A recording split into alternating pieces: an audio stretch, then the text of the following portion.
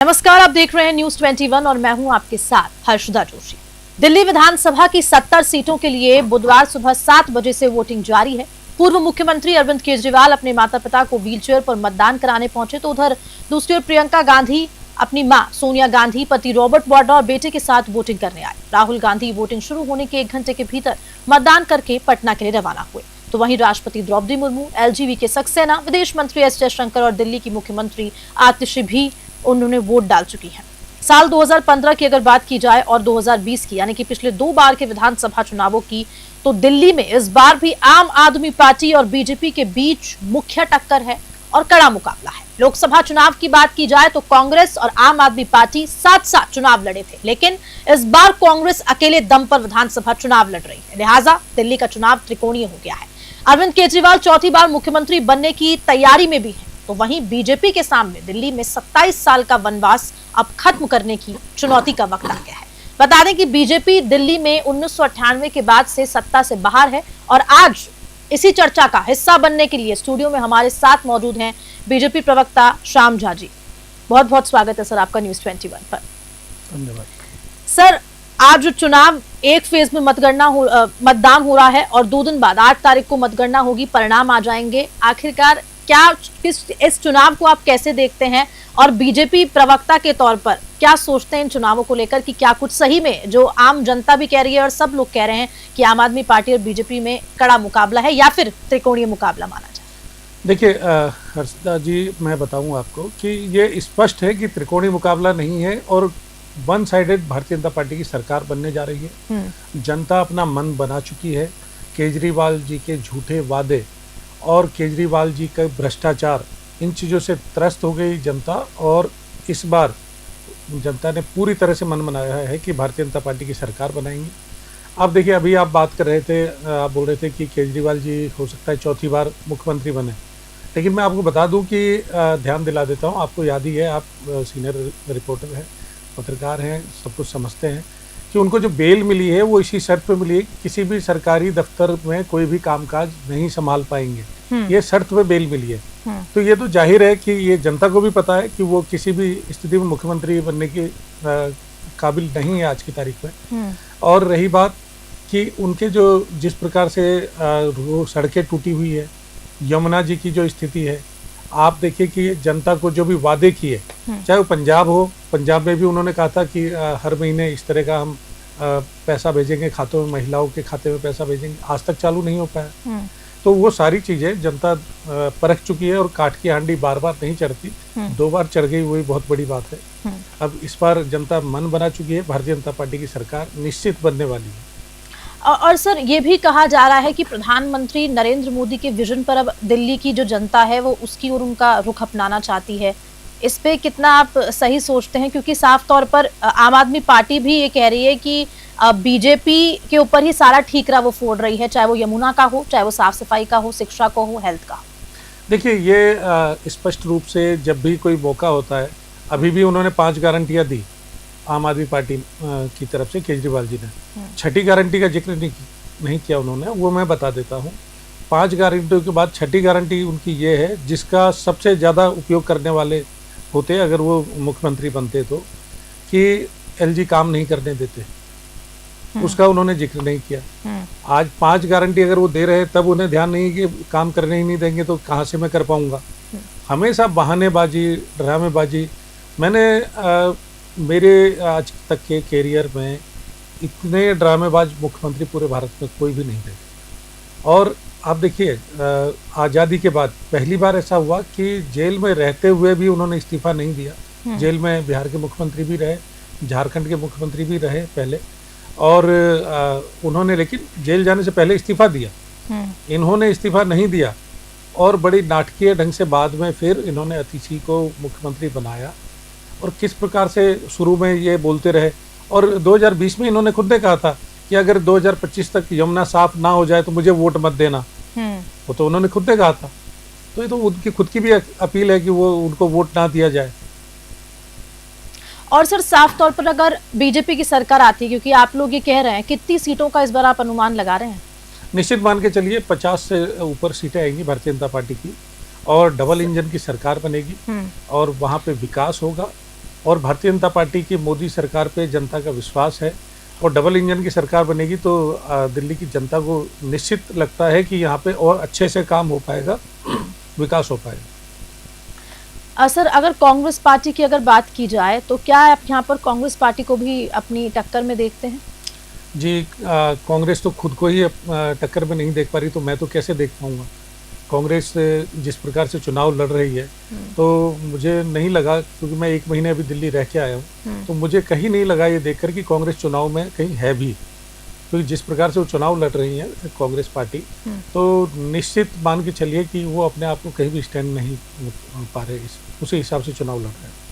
और सर, अगर हम कोर मुद्दों की बात करते हैं, चाहे वो हेल्थ के सेक्टर में हो, प्रदूषण, क्योंकि दिल्ली का सबसे बड़ा कोर मुद्दा यही है कि प्रदूषण हो, एयर क्वालिटी इंडेक्स को, और साथ साथ जब भी दीपावली का वक्त आता है तो एक हमेशा से बैन कर दिए जाते हैं पटाखों को। पहले भी मैं डिबेट कर रही थी तो एक हमारे साथ बीजेपी के प्रवक्ता थे, वो उनका भी यही सवाल था कि आप भी इसको मानते हैं कि हमेशा से दीपावली को त्योहार आता है तो इन पटाखों को आम आदमी पार्टी के द्वारा बैन क्यों कर दिया जाता है?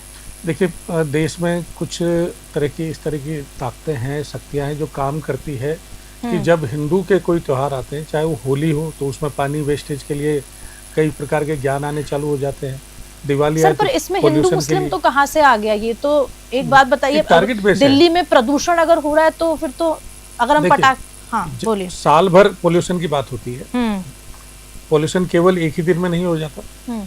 पटाखे नहीं चलने देते, उसके बाद क्या वहाँ पोल्यूशन नहीं है? आप बताइए कि आज पिछले 5 साल से पोल्यूशन नहीं हुआ अगर पटाखे बैन कर दिए उन्होंने, तो पोल्यूशन तो वही है ना।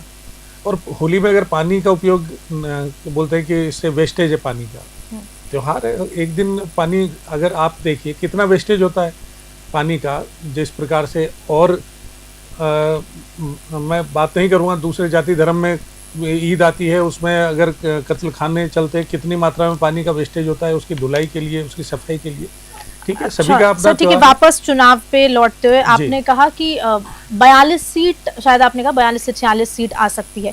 सर, क्या 50 प्लस? हाँ। सर, क्या कुछ विजन रहने वाला है मोदी सरकार का? और साथ साथ, क्योंकि हमेशा जब प्रधानमंत्री नरेंद्र मोदी दिल्ली आए, रैलियां की, और उन रैली का पॉजिटिव रिस्पांस भी देखा गया, चाहे अमित शाह हो और भी कई आपकी पार्टी के बड़े बड़े नेताओं ने रैलियां की, संबोधन दिया। क्या विजन रहने वाला है दिल्ली के लिए, क्योंकि दिल्ली की जनता अब त्रस्त दिखाई दे रही है? आपकी पार्टी यही कह रही है कि 10 साल से केजरीवाल सरकार ने कुछ नहीं किया और किसी भी सेक्टर में नहीं किया। देखिए, ये केवल हम नहीं कह रहे, वे वहाँ की जनता भी कह रही है। और आप देखिए, आज राजस्थान हो, चाहे मैं कह रहा हूँ सबसे, अगर आपको कोई लगता है कि अविकसित प्रदेश है, आप उस प्रदेश में चले जाइए और वहाँ की सड़कों को देख लीजिए। और दिल्ली की जो कॉलोनियाँ हैं, आप लुटियन जोन छोड़ दीजिए, वो तो आप मान के चलिए कि लुटियन जोन एक अलग प्रकार का स्थिति है। बाकी कॉलोनियों के अंदर अगर आप जाएंगे तो ऐसी सड़कें मैंने भारत में, मैं बिहार, उत्तर प्रदेश, उड़ीसा, कई प्रदेशों में गया हूँ, ऐसी सड़कें मैंने कहीं नहीं देखी जो बुरा हाल है वहाँ का। सड़कें टूटी हुई, गलियाँ का हाल खराब, पानी भरा हुआ, इस प्रकार की स्थिति मैंने कहीं नहीं देखी। तो आप ये मान के चलिए सर्वांगीण विकास होगा। और जिस प्रकार से हेल्थ का जो था, आयुष मंत्रालय का जो आयुष्मान भारत का जो लाभ वहाँ की जनता को केजरीवाल जी ने नहीं लेने दिया, वो लाभ जनता को मिलेगा, अच्छा विकास होगा और वहाँ की शिक्षा अच्छी होगी, चिकित्सा अच्छी होगी, बिजली, पानी, जो भी पहले से योजनाएं चल रही है वो माननीय मोदी जी ने कही है, वो सब जारी रहेंगी, तो कोई दिक्कत ही नहीं। सर, जैसा आपने कहा कि जो भी, जब राष्ट्रीय अध्यक्ष जेपी नड्डा ने भी मैनिफेस्टो जारी किया था दिल्ली में, तो कई फ्री योजनाओं की कि जो योजनाएं पहले से चल रही हैं उनको बरकरार रखा जाएगा, लेकिन उसके बाद ऐसा देखा जाता है कि उन योजनाओं को हटा दिया जाता है, उनको बरकरार नहीं, उनमें चेंजेस कर दिए जाते हैं। देखिए, ऐसा अभी राजस्थान में भी आपने देखा कि जो भी योजनाएं हैं, नाम देखिए, अन्नपूर्णा रसोई पहले भी थी, बाद में जब इंदिरा रसोई की अशोक गहलोत जी ने, आज भी वो चल रहा है, लेकिन नाम अन्नपूर्णा रसोई के नाम से चल रहा है। योजनाओं पहले, आप अगर उसकी बात करेंगे चिरंजीवी की, तो आप उसमें देखेंगे जो ये नाम केवल यूज कर रहे थे, बाकी जो फंड उसका था आयुष्मान भारत का, उसी में उसको मॉडिफाई करके और फंड वही यूज कर रहे थे, केवल नाम चिरंजीवी अपना यूज करके। तो उसमें नाम में कुछ नहीं, जो नाम वास्तव में है, जो जहाँ से चल रहा है वो नाम रहेगा। सर, फ्री बिजली फ्री पानी की मौजूदा योजना भी लागू रहेगी, इसको लेकर क्या सोचते हैं? जी देखिए, माननीय राष्ट्राध्यक्ष जी ने बोला है और वादा किया है, तो आप ये मान के चलिए भारतीय जनता पार्टी जो बोलती है वो करती है। आपने देखा, राजस्थान हो चाहे केंद्र हो, जो भी वादे किए वो भारतीय जनता पार्टी ने हमेशा पूरे किए हैं, और उसी का परिणाम है कि जनता का आशीर्वाद बार बार हमें मिलता है। और सर, अगर हम यमुना मिशन की बात करते हैं, पहले आप भी ये कहते हैं कि जब आम आदमी पार्टी की सरकार बनी थी 10 साल में उन्होंने क्या कुछ किया यमुना मिशन के लिए, आज हम वो सब देख रहे हैं। आपकी पार्टी अगर आती है, क्या करने वाली है? क्योंकि प्रदूषित पानी है वहां पर, उस पानी को हम छू भी नहीं सकते हैं। बिल्कुल, आप मान के चलिए हर्षदा जी कि जब गंगा के लिए हमने मिशन बनाया और आज गंगा स्वच्छ है और गंगा में करोड़ों श्रद्धालु रोज स्नान करते हैं, निश्चित दिल्ली की जमुना इतनी स्वच्छ होगी कि दिल्ली के लोग उसमें स्नान कर पाएंगे। आप छूने की बात करें, वहाँ स्नान भी कर पाएंगे। और सर, इस जो आपने सीट्स का जिक्र किया कि इतनी सीट 55 प्लस सीट जाएगी, इसे भी पार्टी का कॉन्फिडेंस मानो या ओवर कॉन्फिडेंस मानो? नहीं, बिल्कुल, ये पार्टी के कार्यकर्ताओं की मेहनत है और जो हमारे पदाधिकारी हैं उनका जो दिशा निर्देश है उसको देखते हुए निश्चित मान के चलिए कि हमें, जो हम लोगों ने एनालिसिस किया है, निश्चित जो मैंने बताया आपको, देखिएगा परिणाम अभी 2 दिन बाद ही आए। हम हो सकता है उस दिन भी साथ बैठेंगे, निश्चित इतनी सीटें आएंगी। सर, महिलाओं की सुरक्षा बहुत बड़ा मुद्दा, और हर महिला के मन, मेरे मन में भी ये बहुत बड़ा सवाल है दिल्ली के। हालांकि हम पूरे देश की अगर बात करें, लेकिन फिलहाल अभी आप ऐसा बोल रहे हैं कि आपकी पार्टी आएगी, महिलाओं के लिए क्या कुछ सोच के रखा है? क्योंकि आज आपको बता दें 12 साल निर्भया कांड को हो चुके हैं। उस वक्त कांग्रेस की सरकार थी और सेंट्रल में डबल इंजन की सरकार थी, सेंट्रल में भी कांग्रेस की थी और उस वक्त भी कांग्रेस की। 12 साल निर्भया कांड को हो चुके हैं, और उसके बाद जो आरोपी थे उनको भी काफी साल बाद, 2022 की अगर मैं बात करूं, कोविड से शायद सेकेंड वेव या फर्स्ट वेव से पहले ही उनको फांसी की सजा हुई थी। महिलाओं को लेकर क्या सोचते हैं और उनके लिए किस तरह की व्यवस्थाएं की जाएंगी कि वो सेफ महसूस करें? देखिए हर्षदा जी, सभी जो हमारे प्रदेश है, राजस्थान हो चाहे दिल्ली हो, जहाँ जहाँ भारतीय जनता पार्टी की सरकार है, मैं सभी जगह के लिए आपको आश्वस्त करना चाहता हूँ, महिलाओं की सुरक्षा सबसे पहली प्राथमिकता है। सीसीटीवी कैमरे हो, चाहे महिलाओं के लिए अलग से, जिस प्रकार से हम राजस्थान में देखते हैं। सर, सीसीटीवी कैमरे, आम आदमी पार्टी की सरकार थी, उन्होंने भी कभी करीब 2.5 लाख से कैमरे, सीसीटीवी कैमरे लगाए, लेकिन उसके बाद भी हम इस तरह की महिलाओं के लिए सेफ्टी देख नहीं पा रहे हैं। देखिए, उन्होंने कैमरे लगाए, काम कितने कर रहे हैं वो देखने वाली बात है। उन्होंने तो क्या क्या नहीं बोला और किया क्या क्या, वो भी किसी से छुपा नहीं है। लेकिन आप ये देखिए, आज रेल आप देखते हैं, भारतीय रेल में आपने कई बार सोशल मीडिया पे भी देखा होगा, कहीं पे छोटी सी भी शिकायत आती है और तुरंत कितनी जल्दी उसकी कार्रवाई होती है। चाहे वो कोई सी छोटी बात हो, महिला ने कोई शिकायत की और अगले स्टॉपेज तक उसको समाधान मिल जाता है। तो निश्चित मान के चलिए, महिला सुरक्षा सब प्राथमिकता है भारतीय जनता पार्टी की। और मैं आपके चैनल के माध्यम से सभी माताओं बहनों को आश्वस्त करना चाहूँगा, बेटियों को आश्वस्त करना चाहूँगा कि बिल्कुल निर्भय होकर के दिल्ली में रहें, और जहाँ जहाँ भारतीय जनता पार्टी की सरकार है वहाँ विश्वास रखें हमारे ऊपर। सर, अब एज अ बीजेपी प्रवक्ता नहीं, मैं आपसे सवाल करूंगी, ईवीएम को लेकर हमेशा कोई भी राज्य में चुनाव होता है तो ईवीएम का मुद्दा हमेशा गरमाया क्यों रहता है? आज भी अरविंद केजरीवाल कह रहे हैं कि बीजेपी ने वोट खरीदने की कोशिश, पैसे, गुंडागर्दी, जो मुख्यमंत्री आतिशी हैं उन्होंने भी इस तरह के बयान दिए हैं। क्यों ऐसा होता है? ईवीएम का मुद्दा हमेशा क्यों गरमाया रहता है? देखिए हर्षदा जी, 5 लाख के साथ आतिशी जी पकड़ी गई, आरोप भारतीय जनता पार्टी पे लगाया जा रहा है। आज ही पकड़ी गई, कैश 5 लाख रुपए, एफआईआर दर्ज हुई और आरोप दूसरों के ऊपर। आप देखिए, हिमाचल में सरकार बनती है तो ईवीएम ठीक होता है, जम्मू कश्मीर में सरकार बनती है ईवीएम ठीक होता है, पंजाब में सरकार बनती है ईवीएम ठीक होता है। जहां इनको लगता है हताशा है और हारने की स्थिति है, वहां ईवीएम पे हर विपक्षी दल सवाल उठा देते हैं। और रही बात आम आदमी पार्टी की, उन्होंने तो सेना पे भी सवाल उठाया, सबूत मांगे। जब उस समय आपको ध्यान होगा, जब सेना ने पराक्रम किया और पाकिस्तान को करारा जवाब दिया, उसमें सेना से सबूत मांगे। तो इनका तो कोई मोरल नहीं है आम आदमी पार्टी का, न्यायपालिका हो चाहे सेना हो चाहे ईडी हो, सभी पे सवाल उठाते हैं, ईवीएम पे भी सवाल उठाते हैं। सर, एक आखिरी सवाल मेरा ये रहेगा युवाओं को लेकर, क्योंकि आने वाले समय में युवा ही सब कुछ है, उनके लिए क्या कुछ सोच के रखा है आपकी पार्टी ने?